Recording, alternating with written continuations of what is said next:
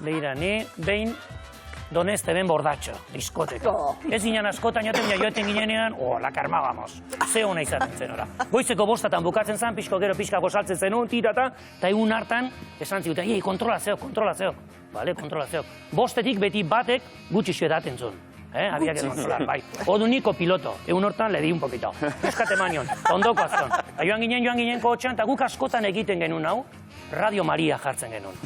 Baina, kasu honetan ez genuen aurkitzen Radio Maria. Eta zen, lasai, nik egingo itemen.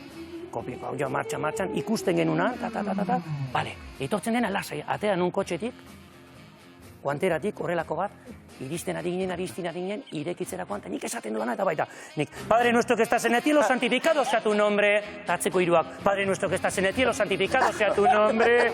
Dios te salve María, llena eres de gracia. Santa María, horrela denbora guztian. Irekita, buenas noches, eta gu horrela. Gorria, Padre, el Hijo y el Espíritu Santo. Mucho cachondeo, ¿no? Vamos, fuera.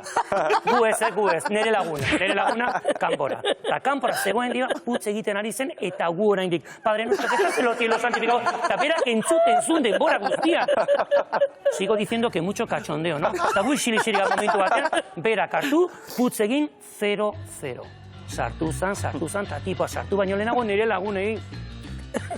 Esto no lo haréis todos los días, ¿no? Y no, mira, ¿sabes lo que pasa? Que siempre que salimos de la discoteca, al copiloto le encanta rezar. Le encanta rezar y siempre tiene que rezar y llevamos una Biblia. Horrela sanzion. Hor, neserizan, tanik azkenueko horrela hartu nun, eta hemen txedakata puntatua nahiko zaila zelako, eta esan genuen, infunde, Señor, tu gracia en nuestras almas. Eta txoferra zijoanare, infunde, Señor, tu gracia en nuestras almas. Eta, bueno, venga, sigan, y déjenme en paz. Horrela xe.